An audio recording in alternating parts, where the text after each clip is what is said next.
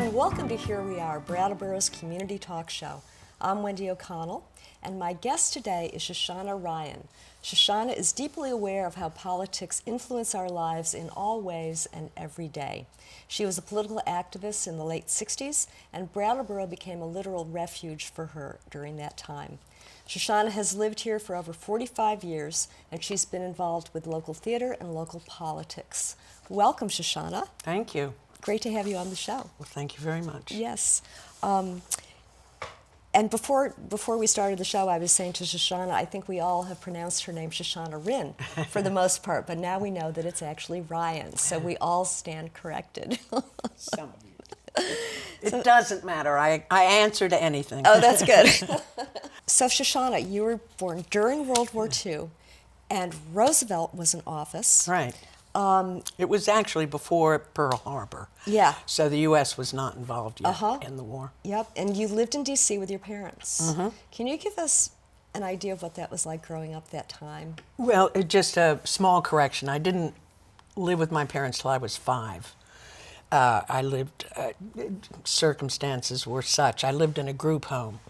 And then I went to live with my father and stepmother when I was 5 and a half, around there. And, so those first 4 or 5 years anyway I just don't remember much about it. Yeah. But in the latter 40s, when I was, from age 5 to 10, the atmosphere was at first very optimistic. Right after the war, the defeat of fascism. But it was also a very heavy time for somebody like my mother was Jewish, and her whole family had family back in Europe who were wiped out. Also, their whole circle of friends who were union people, government employees union, as well as fellow political comrades. There was a lot of Jewish people amongst them. And so that was, the revelations that came out of the war about what had been going on with the concentration camps and so forth. That was so grim, but and scary to Jews in this country, that feeling of we're never going to be safe any place. We can't count on safety, but right alongside the optimism, the uplift of having defeated a very nasty foe in Europe. Both your parents had government jobs, is that right? Both my parents. My mother was a file clerk for the Labor Department. My father was a cartographer for the Coast and Geodetic Survey under the Department of Commerce, and everybody, the union was all government workers of various levels, and just everybody. That's what Washington is. It's really a one-company town. You work for the government pretty much, or some related services. Yeah. Things started changing. Truman issued an executive order saying get rid of all the communists in the government, and that meant all these little low-lying people like my folks and their friends. And a few years later, McCarthy started making great political hay by saying, oh, there's communists throughout the government, and so it became, and everybody we knew, including my own parents, everybody lost their jobs. Even worse things were happening, like my cousins, the Bernsteins, of whom Carl Bernstein he was my peer, and his parents were good friends with my parents and also related, his mother, my mother. And they, because Carl's father, Al Bernstein, was a labor lawyer, so that a lot of people like my father and various other people who were, everybody in the government had their own little hearings. Yeah. We saw the televised McCarthy hearings, but there were all these little private hearings that went on in every department in the government. And people would be called before the these little committees and questioned about their loyalty in various humiliating ways. Al Bernstein, who was a lawyer who helped them, he couldn't go in and sit with them during the hearing, but he'd give them advice beforehand. The government knew of that. They really wanted to go heavy on him. They took his passport away. They got him disbarred from the American Bar Association, and then they subpoenaed him to testify in front of Congress, which was going to definitely lead to contempt and jail. And so the Bernstein family went into hiding. There was a social ostracizing of people who were even accused. Absolutely, yeah. And of course, many people who were accused were not communists at all. They were just sympathetic to the causes that the communists espoused, particularly pro-union stuff and pro-civil rights for Black Americans. So it was scary. You kept things secret. If you got left-wing literature, you had it sent in plain brown wrappers. You didn't tell your children anything about your political beliefs because kids can yak without knowing what they're doing. So it became a very oppressive time for a kid like me. The only thing I really understood, even as a kid of 8, 9, 10, 11, is that not only my parents, but all the people that were their friends who, we had a lot of social interaction, picnics and rallies and envelope stuffing campaigns for one thing or another. And the kids were all involved in all of this. I knew that these were really nice people. These were great people. They treated kids with dignity. They treated each other with, fairness and dignity. And they were intelligent, but they loved music and theater. And they were just wonderful people, so that anybody who was attacking them, who was going after them and trying to punish them in whatever ways, had to be on the wrong side. Right. Yes, and growing up in that environment it certainly informed you in many, many different ways for the rest of your life. Yes. Right? And at some point, after you're through school and through college and everything, you took a trip to Africa, which is, we're taking a little bit of a left-hand turn here, but you spent some time in Africa. I did. This was just my own personal obsession. When I was in the 6th grade, we studied what was then the Belgian Congo. And I was so taken with the exoticness of it, the mystery of it, the differentness of it, that I just conceived a desire to go and live in Africa, and I never lost that desire. And as soon as I finished college, off I went. I did not go, I was not sponsored by any group. It was the first year of the, 1961 was the first year of the Peace Corps, and if your parents were communists, you could not be in the Peace Corps. And I think they told some people, no, it's because of your family background. So I just went on my own, and I went to East Africa, to what was then Tanganyika. It had just become independent. I wouldn't go to a colonial country. So it was a newly independent country, and it was in a bit of disarray. And because of that, I could just appear and say, hey, I'm a trained teacher. I want to live here. I want to work here. Send me wherever you want, wherever you might need me. Just let me stay and work and live here, which they did. And if I had done that 10 years later, I wouldn't have been able to just waltz into a country and say, I'm here to be a teacher and live in your country. You're teaching in Africa, you've got a job, you're making a minuscule amount of money, but you must have had some real adventures out in the wild. Oh, it was the adventure of my life. It lived up in every way. I lived there for all those years, and never a day went by that I didn't say, at some point in the day, I just think to myself, oh my God, I'm here. I'm in Africa. And it was beautiful. And everything that was going on with, I lived in Dar es Salaam, which was, I went there in ignorance, really. But it turned out, not only was it perfect timing in terms of just being able to go there and present myself and be able to stay and have a job, but it also was a very particular time in African independence movements. And the president of Tanganyika, Julius Nyerere, a wonderful, wonderful leader, he opened the doors of the country, poor as it was, and invited any of the leadership of the people struggling for independence in all these countries that were still under colonial rule, that they could have their base of operations in Dar es Salaam or in Tanganyika, any place in Tanganyika they wanted.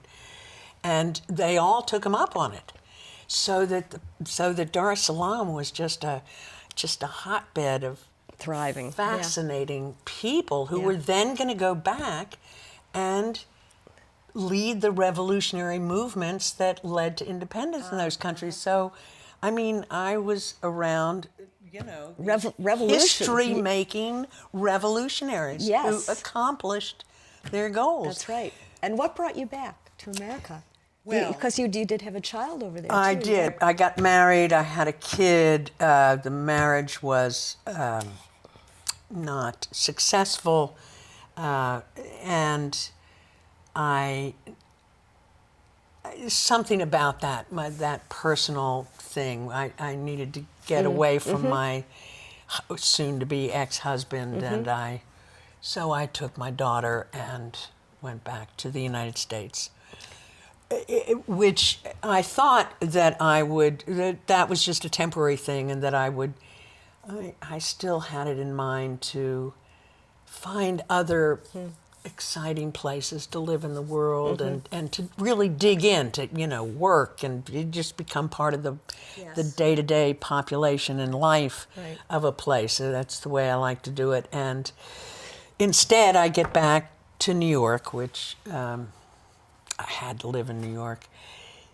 The anti-war movement was just beginning to heat up. It was 1967, and I just was drawn into it, and there was no chance. I mean, I was not going to walk away from that. It seemed like a very important struggle to be part of, and then with what all happened afterwards, there never was another chance for me to take off and do that life that I had imagined I would live, where I would just live all around the world. Yes. But social justice was still at the forefront of everything you were doing. Well, I think going to Africa, it wasn't about social justice. It was about adventure. Right. It just so happened that, everything that was going on there spoke to that background that I came from. And so my understanding of it, my embracing of it came very easily. You're back in New York, and you get involved with, was it a specific group or was it different groups, anti-war groups? Different groups, yeah. There was a wonderful organization called the Free School of New York, which was just a place where all sorts of people, older people, younger people, went, and there actually were classes that would go on, but professors from the various universities around would come and teach something for free, something that would give you more, say, of an historical background on Southeast Asia or American foreign policy or things like that heightened your understanding of what was going on. It was all geared towards making you a better citizen by making you a critical citizen, a thoughtful citizen, a knowledgeable citizen. And a lot of activist groups formed out of all of those associations.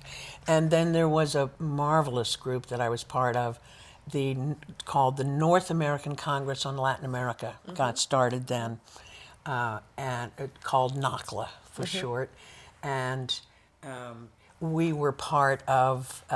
It was NACLA that. They really got into some serious research about how American imperialism worked in Latin America, but there were such good researchers that were part of the group, our offices were in the Columbia University area, and so when the Columbia University uprising happened in '68, even though we weren't students, we participated in some of the stuff going on campus, and we were the ones, statute of limitations, we were the ones who put ladders up, climbed into the president's office, and got the files which showed that the university was all tied in with big banking interests and big real estate interests, and that there was this corporate university military interlocking of people who ran things, and that Columbia University had its own way of contributing to the so-called military-industrial complex under the guise of it being scholarship.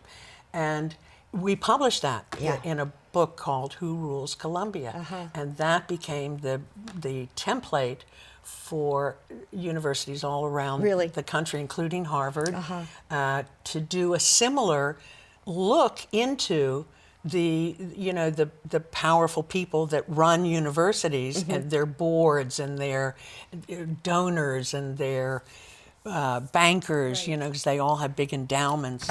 And that was a real eye-opener all across the country for students, university students, to realize the how their own institutions were implicated in this war that was going on that so many students hated because it might draft them to go over there. I think this is a great thing to bring up too, Shoshana, because we think of the late '60s as being the anti-war movement, which indeed it was. But what you're talking about is a different kind of expose that was going on. And that's sort of where you really got your teeth into it. That's right. Yeah. For me, having I had imbibed the generalized radicalism of my parents, which mostly had to do with just goodness, be fair to people. Working people should have more of a say in things, should have a fairer shake.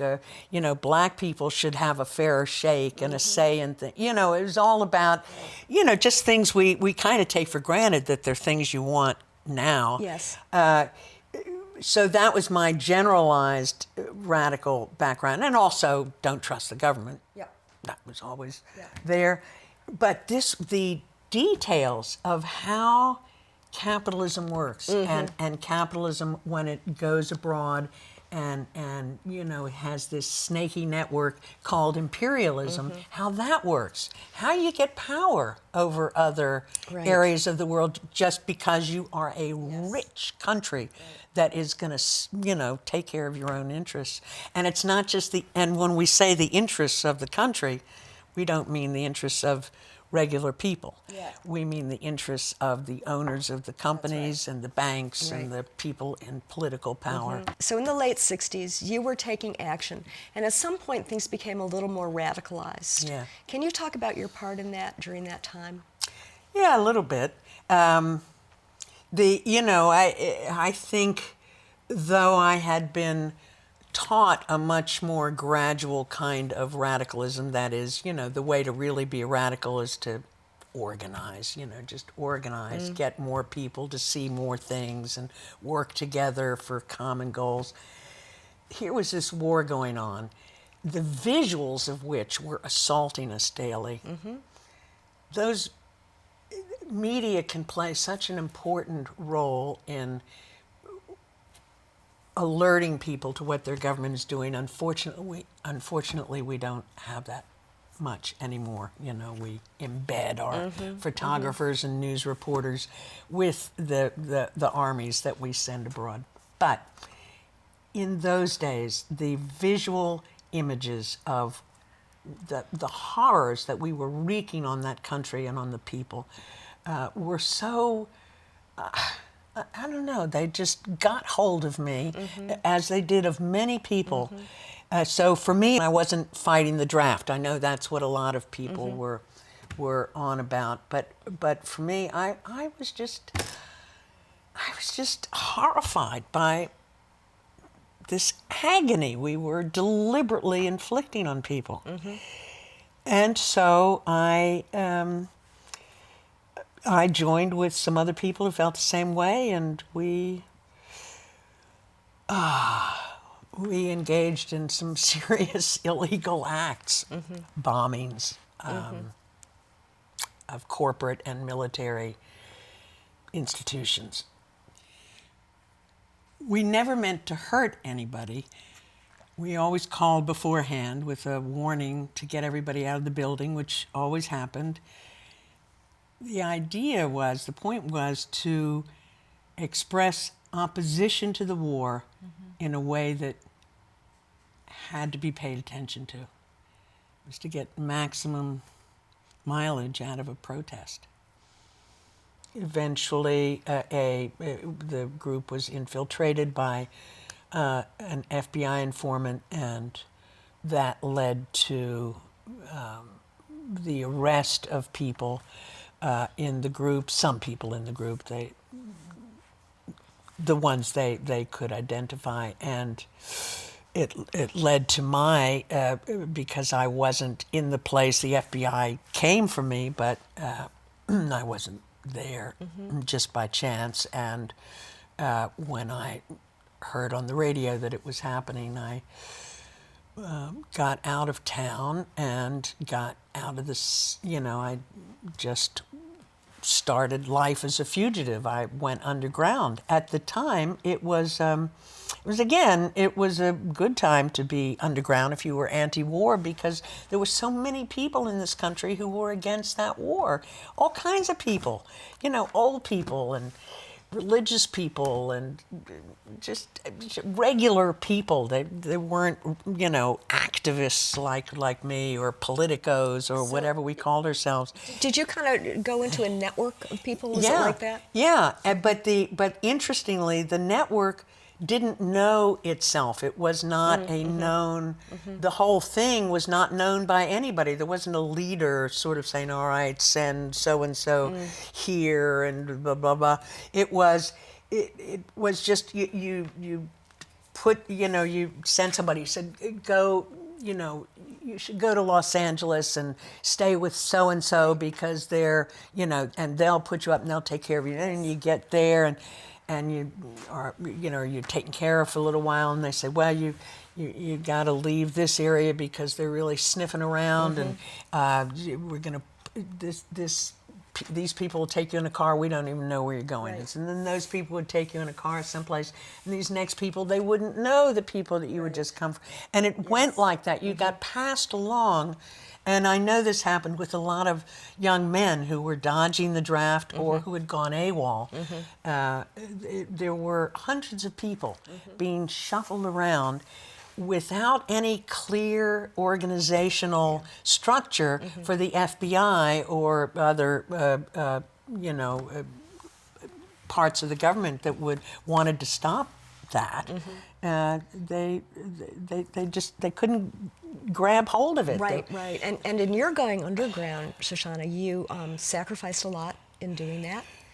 I did. I had to leave everything behind. My daughter at that time was visiting her father right when this bust came down for my little conspiracy group, and I couldn't get back to her because the FBI was all around her. They were waiting for me to show up. They would be around my family, my parents. They'd gone through everything in my apartment, so they had all my phone contacts with everybody. So I couldn't even contact anybody I knew, or, because everybody there were hundreds of people who were now under surveillance as they looked for me. And in that trail, that underground trail, somehow you ended up in Brattleboro. And somehow I did. There were people in the area who, were part of that underground network that I was talking about. And so, though I didn't know anybody, personally, I didn't know anybody in Brattleboro, it still seemed like a good place to come. And you ended up in the good life. In the good life. The good life. I worked in the good life and in the common ground. I worked common ground waitressing on weekends and the good life during the day during the weekdays. Right, Good Life natural food store on Main Street. For those who don't know, it was the first one. That's where I was arrested, and I was imprisoned in Rikers Island for many months, waiting for my trial, and I had my trial, and I was acquitted on all charges, which was very good. Again, I think it was a timing thing. It was a good time. 1975, Nixon had been kicked out with the help of my cousin Carl Bernstein. Right. And the war was over, and a lot of people felt pretty, why did we, do that war? And I was tried in New York City, good place to So you were go and freed. try. You were freed. Right. You come back to Brattleboro after being acquitted, and some time at the Good Life. And you were involved in Packers Corners. Right, I was living at the commune during all of this. And Monteverdi Players were starting up, is that right? No, right, that started in 1975, that year of my trial. I remember John Carroll saying, "You better get acquitted because you've already committed to doing this play." Our very first play was Midsummer Night's Dream, and he said you have to, they have to acquit you because we got to start rehearsals. That's great. That's great. He must have had some pull, right? Right. So that was was that the beginning of theater for you? That was the beginning of theater for me, and I enjoyed it so much, and I had a little bit of a flair for it. What a wonderful thing to discover, and then there turned out to be lots of other people in the community who were very into theater, and I had some wonderful years doing quite a bit of theater, right? Yeah. And Actors Theater as well as Sam The Pilo? Actors Theater with Sam Pilo. Before the Actors Theater, it was called the Brattleboro Center for the Performing Arts, or the BCPA. One of our first acronyms, I think, in town, Yes, right? yes, that's right. I think so. Then Next Stage with Carla Baldwin, Yes, right, and a lot of theater either at Marlboro or at the Landmark Theater under Paul Nelson, recently deceased. That's right, very recently.